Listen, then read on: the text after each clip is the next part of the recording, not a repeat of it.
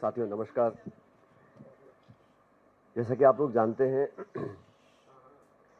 एक बहुत लंबे समय से कांग्रेस पार्टी ने और विशेष रूप से राहुल गांधी जी ने ये मांग रखी थी कि देश में जब जनगणना हो तो ऐसी जनगणना हो जहां पर अलग अलग समुदाय, अलग अलग समाज के लोग और अलग अलग जो कास्ट है उन सब की गिनती होनी चाहिए। और ये मांग राहुल जी ने सदन के अंदर, सदन के बाहर, अपनी यात्राओं में, अपने पब्लिक मीटिंग्स में बार बार दोहराई। उसका मुख्य मुद्दा ये था कि देश में जहाँ से नीतियाँ निर्माण होती हैं, जहाँ से संसाधन आवंटित होते हैं, जहाँ से प्रोग्राम्स और पॉलिसीज बनती हैं, राज्य सरकार और केंद्र सरकार, इनके पास वो आंकड़े नहीं रहते जिससे टारगेटेड इंटरवेंशन कर सकते हैं।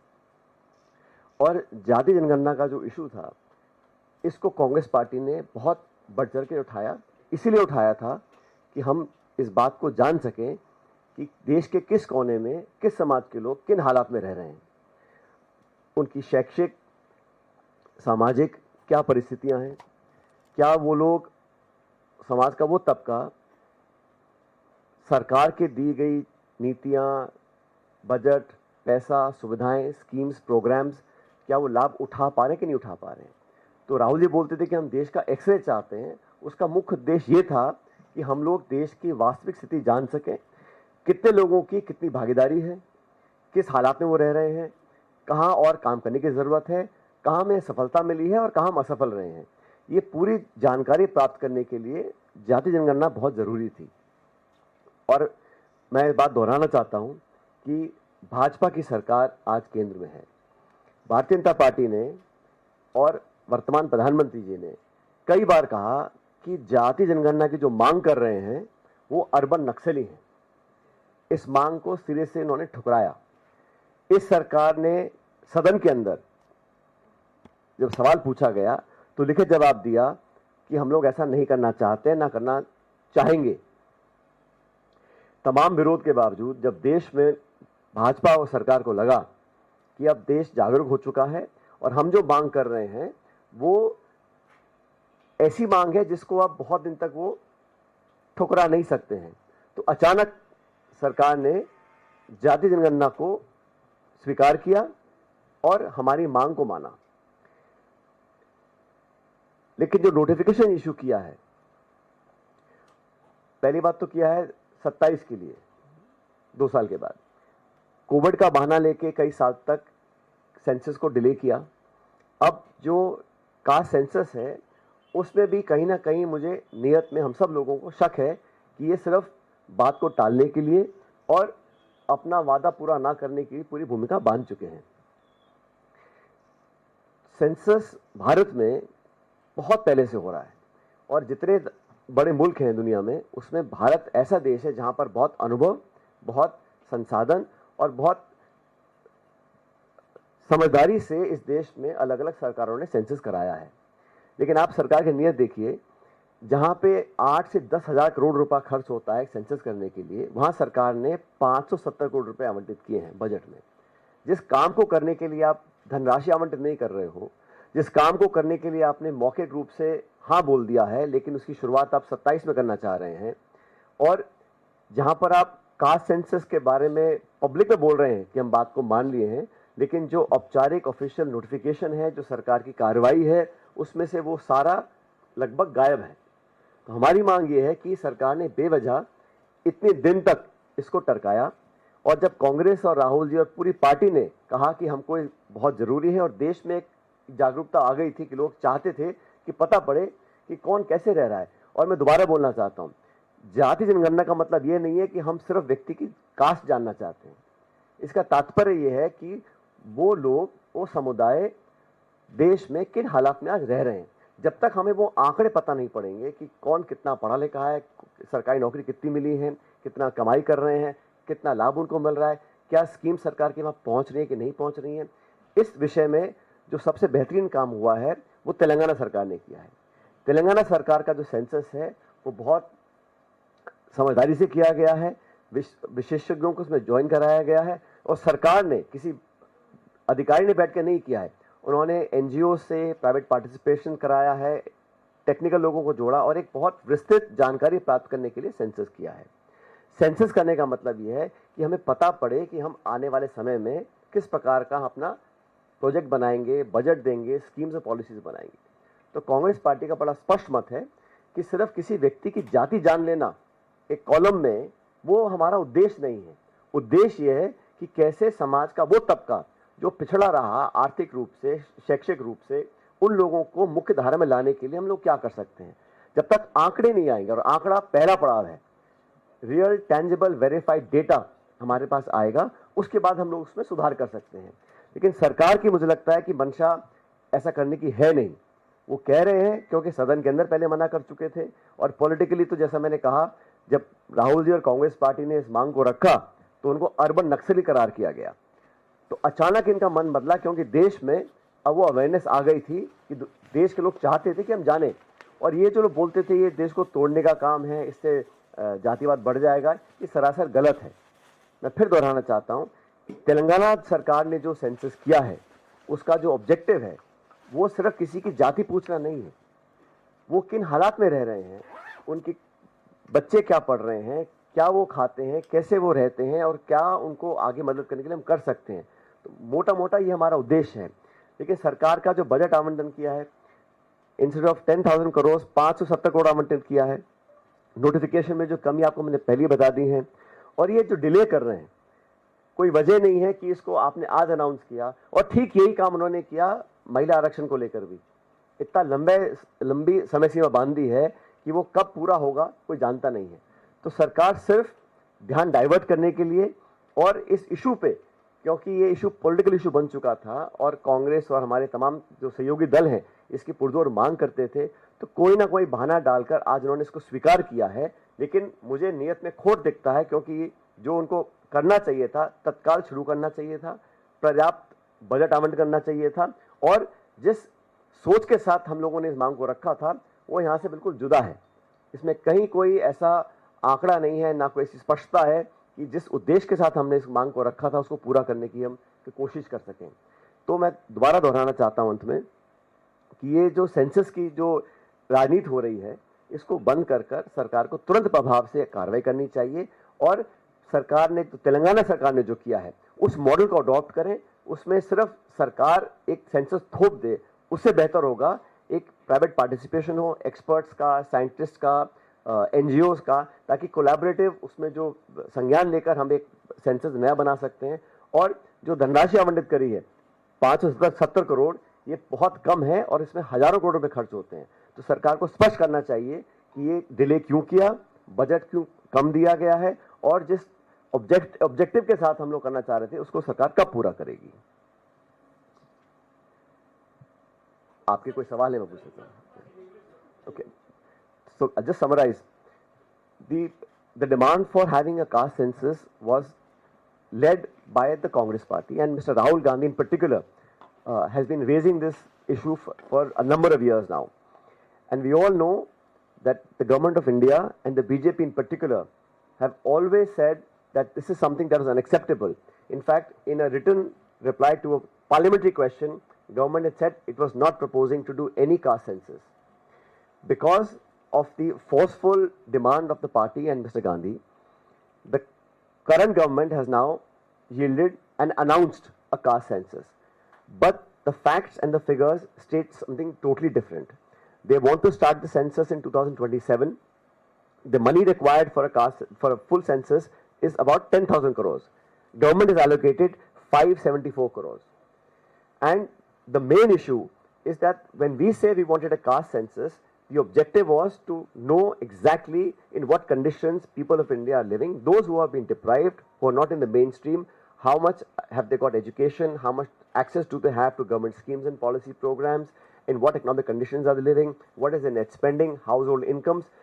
All that is required for us to do better policy formulation. Idea is not just to collect data of an individual's caste or a household's caste.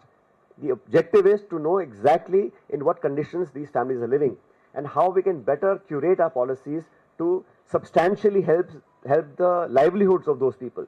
Unless we have tangible data, no state government and no central government can actually do targeted interventions. and that is what we wanted to do. In that regard, Telangana has done a splendid job. That caste census was done by including members of the private sector, NGOs, experts and scientists in the field, so that you have an expansive collaborative effort where you genuinely make an effort to know the real status of families living and households living in conditions that perhaps we are not aware of. But the government of the day yielded to the pressure of the Congress party and Mr. Gandhi and has done announcements. But if you look at the notification, there is no mention of the kind of survey we wanted to get done. The amount of money that has been allotted is pittance compared to what is required. So I fear that the BJP, initially if you recall, when the BJP was in opposition, they opposed the Aadhaar cards, they opposed GST, they opposed FDI in retail, they opposed FDI in defense, they opposed GST. But when they came to government, all of those they wanted to implement and take credit for it. Similarly, the caste census was a Congress issue. Mr. Gandhi and everybody else asked for this. They said, they called us urban Naxals, and they were not agreeable to accept this demand. Now, when they sense the mood of the country, they have accepted in principle, but I think there is a lot of confusion and a lot of dissatisfaction in what we had asked for. So I urge the government to come out clear and not keep giving extended deadlines, under allocation of budgets. And again, the idea is to know exactly the status of people living in India, and this is the perfect way for us to do it. Unfortunately, I think the intention of the government is just to buy time, grab headlines, and manage the narrative. So you are saying that there was. I hear you.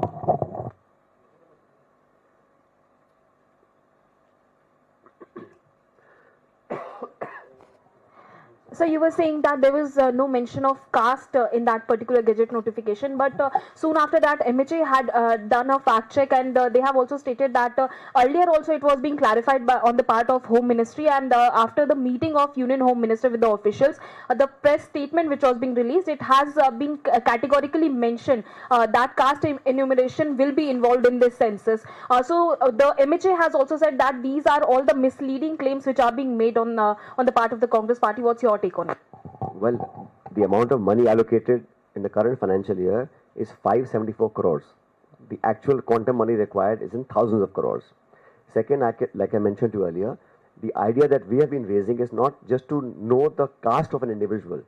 The idea was to have an expansive, detailed survey of the conditions in which people live, access to education, access to jobs, access to government schemes, and economic situation, social conditions. Those are all things that we need to know to do better policy formulation. The objective of the exercise is not just to get the name and the caste of a person. That I don't think has that much value. Real value is that you understand in what conditions they're living, how much successful the schemes have been so far, are the targeted budgets and policies, programs reaching the ones that we are intending for.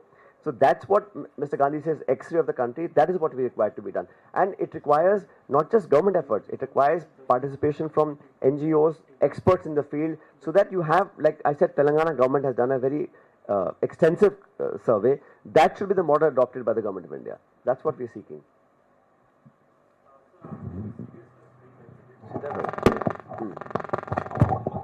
Sir, आपको government के part पे seriousness नहीं लग रही क्योंकि आप demands भी कर रहे हैं, तो क्या लग रहा है आपको, क्योंकि अभी कुछ महीनों के अंदर ये बिहार जैसी स्टेट के अंदर असेंबली इलेक्शन है, क्या वो आपको वजह लगती है कि इस प्रेशर में है या उसके पीछे कोई टैक्टिक है? और दूसरा, आप लोग कर्नाटका में जब सर्वे करा रहे हैं तेलंगाना के बाद में, तो बीजेपी कह रही है 165 करोड़ रुपए, 158 करोड़ रुपए जो पहले जो टैक्स पेयर्स की मनी थी वो वेस्ट कर दी गई, अब दोबारा रीसर्वे करा रही है कर्नाटका के अंदर कांग्रेस गवर्नमेंट। ये प्रेशर में है क्योंकि वहाँ तो बड़ी कम्युनिटी है, एक लिंगायत है, कोका लिंगायत, उनके प्रेशर में ये चीजें ये हर 10 साल में सेंसस होता है, इसमें कोई नई बात नहीं है। लेकिन इस बार क्योंकि हम चाह रहे थे कि इसमें जनगणना व्यापक हो और सबकी जानकारी स्पष्ट रूप से आ जाए और उसमें जाति भी इंक्लूड करी जाए, क्योंकि मुझे लगा, हमको लगता था कांग्रेस पार्टी में कि जब तक हम वो आंकड़े सामने लेकर नहीं आएंगे, और मुझे नहीं लगता कि किसी एक जाति या एक समाज की बात है, ये पूरे देश का सेंसस हो रहा है। और मुझे इसमें इशू ये लग रहा है कि सरकार ने बहुत देरी करी है। ऐसे लगभग 60 देश हैं, 60, जिन्होंने 21 और 23 के बीच में सेंसस किया है। तो ये जो बहानेबाजी होती है काम को टालने की, और जैसा मैंने पहले भी कहा, ये हेडलाइन मैनेजमेंट और इशू से कैसे बच के निकलना है। अगर आपको करना था तो महिला आरक्षण का जो आपने बिल पास कराया कब लागू हुआ किसी को पता ही नहीं है। तो ये सब अनाउंस कर देते हैं और फिर अपनी सुविधा अनुसार इसको टारगेट करते हैं।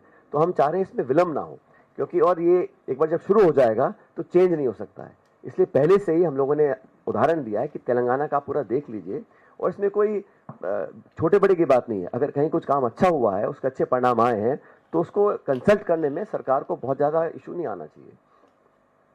जी, मेरा सवाल ये है कि जो आपने इंग्लिश में बोला है, जिसका जवाब दिया है, कल गृह मंत्रालय ने इस पर पूरा स्पष्टीकरण देते हुए तारीख भी गिनाई थी, 30 अप्रैल का जिक्र किया, 4 जून का, 15 जून का, और लिंक भी शेयर किए और कहा कि एक भ्रामक प्रचार किया जा रहा है कि इसको लेकर जाति जनगणना का जिक्र नहीं है, बल्कि पहले से हो चुका है। दूसरा सवाल ये कि क्या तेलंगाना मॉडल के अलावा भी आपका कुछ सुझाव रहेगा, या तेलंगाना मॉडल पर ही अब आप जोर देंगे और इसकी मांग पुरजोर तरीके से करेंगे? ये अबाउट टर्न जो है ना, जुलाई 2021 में सरकार ने लोकसभा में कहा, मैं कोट कर रहा हूं, no such decision regarding caste inclusion in census. सितंबर 2021 में सुप्रीम कोर्ट में सरकार ने एफिडेविट दिया और कहा कि कास्ट सेंसस एक्सक्लूड किया जाएगा, सिर्फ SC/ST इंक्लूड किया जाएगा, और एक कॉन्शियस पॉलिसी निर्णय है। सरकार ने सुप्रीम कोर्ट में एफिडेविट दिया 2021 के अंदर। अप्रैल 2024 में प्रधानमंत्री ने खुद कहा कांग्रेस को कि ये अर्बन नक्सलियों की सोच वाले लोग हैं, जिस मांग को रखते हैं, और 30 अप्रैल 25 को आपने अनाउंस कर दिया। तो ये सब जो पूरा घटनाक्रम है पिछले सालों का, इसको देखकर इसमें मैं कहां भ्रम फैला रहा हूं? मैं आपको डेट के साथ कह रहा हूं, सरकार ने लोकसभा में क्या कहा, सुप्रीम कोर्ट में क्या कहा, भाषणों में क्या कहा, और अब आपने अनाउंस कर दिया है। तो किस इन बातों को देखकर कैसे भरोसा किया जाए कि इनकी नीयत साफ है? और हम तो कह रहे हैं आप पैसा ढंग से अलॉट कर दीजिए, जो जरूरत है। 10,000 करोड़ रुपए चाहिए, आपने 570 करोड़ रुपए दिए हैं, तो कहां से सेंसस पूरा होगा? और जो हम मांग कर रहे हैं कि हम लोग चाहते हैं कि पूरा व्यापक सर्वे हो, पता पड़े सोशल, एजुकेशनल, पॉलिटिकल, फाइनेंशियल उनकी क्या सिचुएशन है, कैसे, जब तक उसमें इंक्लूड नहीं करेंगे या उसकी रूपरेखा नहीं बनाएंगे तो आंकड़ा आएगा कैसे? ये सिर्फ खाना पूर्ति के लिए आपने कास्ट का नाम डाल दिया ताकि इशू खत्म हो जाए और आगे निकल जाइएगा। हमारा उद्देश्य ये नहीं, हमारा उद्देश्य नहीं है कि हम किसको श्रेय लें, लेकिन ये बात सच है। इसकी मांग आई कहां से थी? किस भाजपा के नेता ने पहली बार कहा कि कास्ट सेंसस होना चाहिए? हमेशा आप मना करते रहे, आप मजाक उड़ाते रहे, आप कोस रहे थे हम लोगों को। अब एकदम से जो मन परिवर्तित हुआ है तो सोचना पड़ेगा ना, क्यों हुआ है? हुआ है तो सच में हुआ है या ऊपर से कर रहे हैं? क्योंकि जो आंकड़े वो मैच नहीं करते ना। अगर नियत साफ होती तो 1.5 साल क्यों इंतजार करते? 30 अप्रैल को कह रहे हैं कि हम 27 में करेंगे, क्यों? बाकी 60 देशों ने किया है सेंसस, कोविड के बहाने से आपने डिले किया, लेकिन अब क्यों डिले कर रहे हैं? ठीक जो महिला आरक्षण को लेकर उन्होंने जो स्थिति बना रखी है निर्णय की, अनाउंस कर दिया, लागू कब होगा पता नहीं। ऐसा क्यों? और जवाब देने को तैयार नहीं है। आप RTI लगा लीजिए, जवाब नहीं आएगा। आप लोकसभा पूछ लीजिए, जवाब नहीं आएगा। हम पूछ रहे हैं तो कह रहे हैं आप भ्रम फैला रहे हैं। इसमें कहां भ्रम फैला है? जो मैंने आज बात रखी है ये कहां भ्रमित करने वाली है? हम सरकार से आग्रह कर रहे हैं कि जो आपने कहा वो कर लीजिएगा, अच्छी तरह कर लीजिएगा। सर, मेरा एक सवाल है, क्योंकि अपकमिंग डेज में मॉनसून सेशन भी होने वाला है और प्रीवियस सेशन में आप लोगों ने इस मांग को उठाया, जिसके बाद जो है नोटिफिकेशन जारी की गई है, लेकिन आप लोग पर्टिकुलरली कास्ट सेंसस की बात करें तो अपकमिंग मॉनसून सेशन में क्या कांग्रेस पार्टी इस विषय को संसद के भीतर उठाएगी? हम तो इसको बहुत पहले से उठाते आ रहे हैं, सदन के अंदर भी सदन के बाहर भी। अब क्योंकि सरकार ने हमारी मांग को मान लिया है और जबरदस्त दबाव होगा तभी सरकार मानी है, लेकिन सरकार बहुत जिद्दी है। अगर माना है तो आप समझ लीजिएगा बहुत दबाव होगा तभी माना है, लेकिन माना पूरे मन से आधे मन से, यह भी जानकारी हमारे पास नहीं है।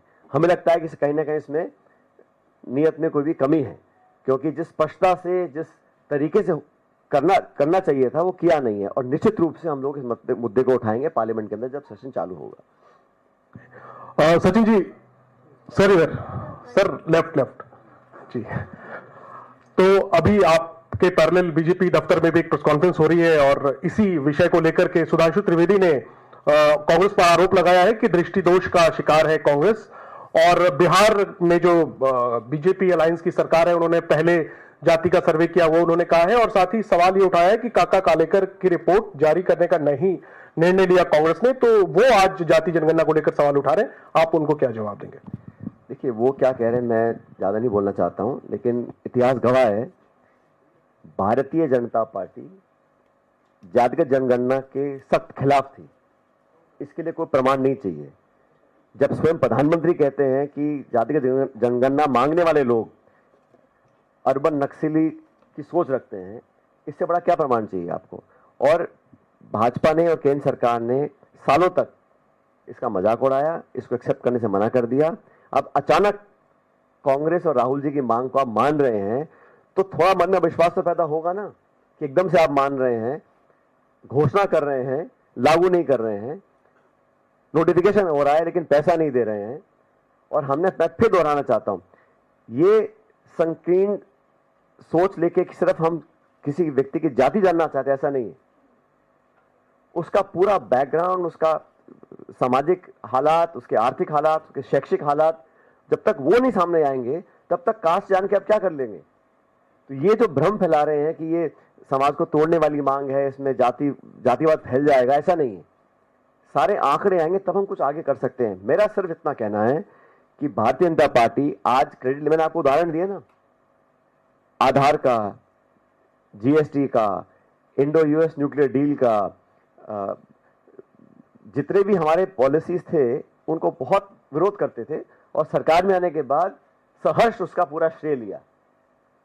और ये भी यही इसमें करना चाह रहे हैं। कोई दिक्कत नहीं, आपने मांग को माना, बहुत धन्यवाद आपका। लेकिन भ्रमित कर सिर्फ खाना पूर्ति कर पूरा करेंगे तो वो सही नहीं होगा। इस पर तथ्यात्मक कार्रवाई करनी चाहिए, आंकड़ों के साथ आगे बढ़ना चाहिए, पर्याप्त बजट देना चाहिए और स्पष्ट करना चाहिए कि जो मांग हमने रखी है एक पूरा विस्तृत सामाजिक सर्वे हो ताकि आंकड़े सामने आए। सिर्फ एक कॉलम में जाति लिख लेने से मैं नहीं समझता हूं कि हमारा जो उद्देश्य पूरा हो सकता है। सचिन जी, क्योंकि बिहार में विधानसभा का चुनाव है, कास्ट सेंसस का मुद्दा कांग्रेस पार्टी ने बड़े जोर शोर से उठाया। आपको लगता है कि क्योंकि सरकार ने ये ऐलान कर दिया है तो ये मुद्दा कहीं ना कहीं छीन लिया कांग्रेस पार्टी से सरकार ने, और क्या महागठबंधन को इसका नुकसान हो सकता है या कैसे आप देखते हैं? ऐसा जनता सब जान रही है, देश का प्रत्येक नागरिक भी जानता है कि इस मांग को किसने उठाया था और किसके दबाव में केंद्र सरकार झुकी है और क्यों इस मांग को मान लिया गया है। तो मैं नहीं समझता हूं इसमें कोई श्रेय लेने का किसी को होड़ है, क्योंकि सब जान रहे हैं, ऐसा नहीं कि कोई जानता नहीं है।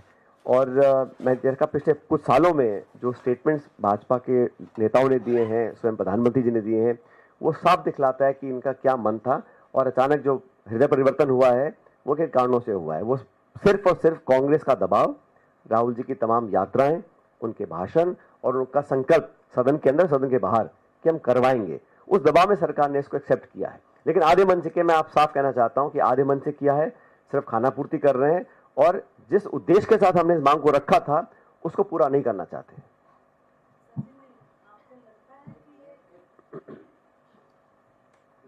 सचिन जी, आपको लगता है पिछले 10 साल में आज तक कोई डाटा, किसी चीज का डाटा इस सरकार ने नहीं रखा है, और जो काम भी किया है, चाहे पीएम केयर फंड हो, चाहे इलेक्ट्रल बॉन्ड हो, कोई भी काम किया है आधा अधूरा और सिर्फ एमएसएमई हो और सिर्फ बातें ज्यादा करी है और काम कम किया है, कथनी करने में अंतर है। तो आपको लगता है ये ठीक से करा पाएंगे?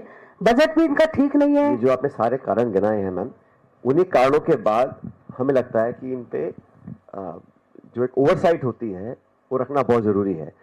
और ये बात सच है कि सरकार ने तमाम जो संस्थाएं हैं, एनएसएसओ है, बाकी संस्थाएं हैं, काफी आंकड़ों में कंजूसी करते हैं और पारदर्शिता से जो आंकड़े सामने आने चाहिए उसमें कहीं ना कहीं विश्वसनीयता जो है वो कम हो रही है।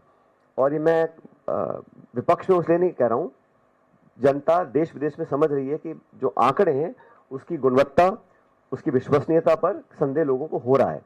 इसलिए बहुत जरूरी है कि हम लोग सतर्क रहें और हकीकत सामने लेकर आए। और सिर्फ आलोचना करने के लिए विपक्ष में नहीं है, हम जो सकारात्मक सुझाव दे रहे हैं सरकार को बड़ा मन रखकर उनको एक्सेप्ट करना चाहिए। और जैसा मैंने कहा, कई बार हमने मांग रखी थी, आप पार्लियामेंट सेशन बुला लीजिएगा, ऑल पार्टी मीटिंग होती है, पीएम उसमें आते नहीं है। सेशन आप बुला नहीं रहे हैं जिस मुद्दे को लेकर हमने कहा था।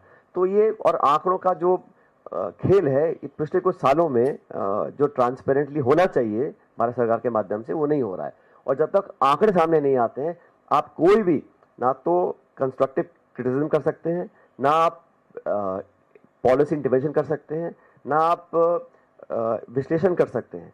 तो ये सरकार ने समझ लिया है कि जितने कम आंकड़े दो उतनी कम आलोचना हमारी होगी।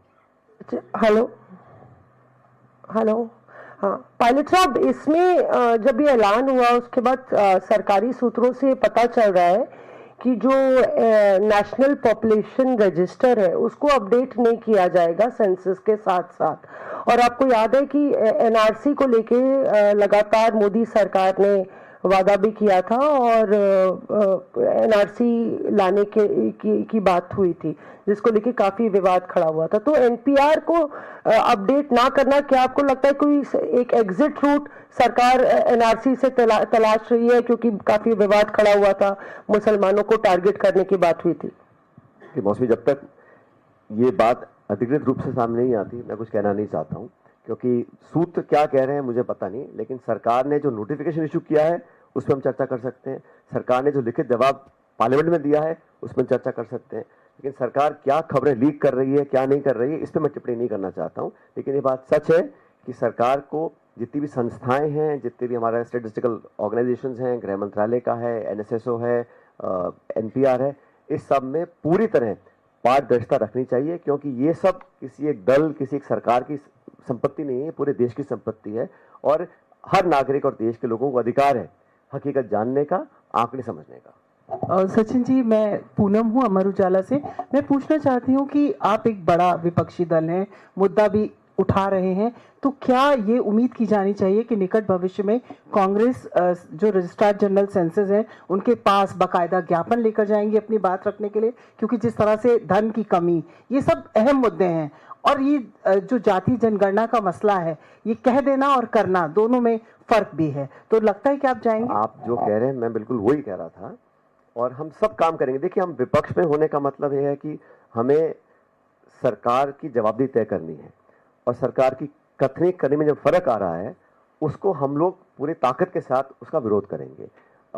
लेकिन सरकार का जो रवैया रहा है अब तक, आपने देखा होगा, कोई बहुत सहज नहीं रहा और बहुत अड़ियल रवैये से सरकार काम करती है, हर जगह हमने देखा है।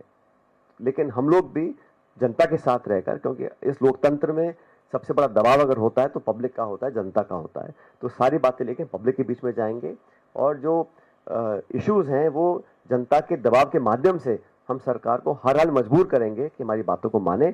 और जो हमारे विकल्प हैं, जैसा भी कहा, सदन के अंदर लोगों से बात करना, उन तमाम रास्तों को हम खुला रखेंगे। जी, इससे अलग एक सवाल है, पूछ सकती हूँ? इस विषय से अलग है। नहीं, आज इसी विषय में बात करते हैं। नहीं, आप ही से जुड़ा हुआ है। नहीं, आज इसी विषय। हाँ, पूछ रहे थे। हाँ, मैं इस विषय पे जवाब दूंगा। सचिन जी, एक तस्वीर आपकी और गहलोत जी की वीडियो बहुत ज्यादा वायरल हुई थी, क्या वो भी खुले दिल से आप लोगों का मिलना था या कुछ था उसके पीछे भी? हेडलाइन मैनेजमेंट, कास्ट सेंसस, जाति का जनगणना, उस पर आज मैं चर्चा कर रहा हूँ। हाँ सचिन जी,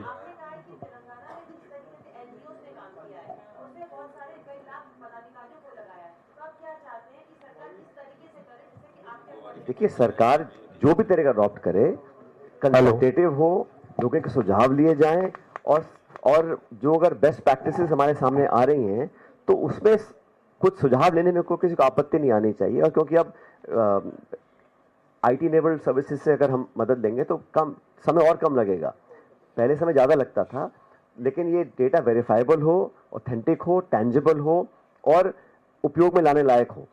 और हम सुझाव अगर दे रहे हैं तो सरकार को सुझाव मान लेने चाहिए। और ऐसा नहीं है कि तेलंगाना सरकार ने जो किया है वो छुपाए किसी से। वो पूरा जो क्वेश्चनर है आप उसको देखिए, बहुत सोच समझ कर, क्योंकि मैं फिर कहना चाहता हूं, जब क्वेश्चनर या सेंसस के कुछ सवाल बनते हैं तो क्या सवाल का जवाब आ रहा है उतना महत्वपूर्ण होता है क्या सवाल पूछा जा रहा है। तो what is being asked is almost as important as what the question, what the answer is. तो ये सारी चीजें टेक्निकल और एक कंसेंसस बना के इसको करना चाहिए। लेकिन मैं कह रहा हूँ जब आप पैसा नहीं दे रहे हैं, आप 1.5 साल बाद शुरू करने की बात कर रहे हैं, तो कहीं ना कहीं कथनी और कनी में फर्क दिख रहा है मेरे को। तो जी last question, I am Sandeep from Vartaman newspaper. 2 question है।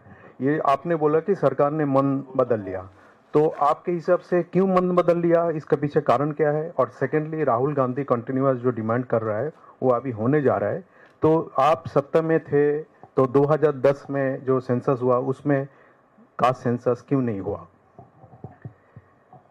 देखिए, समय के साथ साथ कई सारे इश्यूज आते हैं, और अब इतिहास में जाएंगे तो मैं समझता हूँ ये सही नहीं है, क्योंकि कब क्या हुआ नहीं हुआ। लेकिन ये मांग राहुल गांधी जी की आज की नहीं है, कई सालों से इसको मांग को उठा रहे हैं, और ये पूरी पार्टी ने, वर्किंग कमेटी ने, सब लोगों ने बहुत सोच समझकर इस निर्णय को लिया था। लेकिन आपने जो पहला सवाल कहा कि सरकार ने क्यों मान लिया, इसका जवाब किसी के पास नहीं है।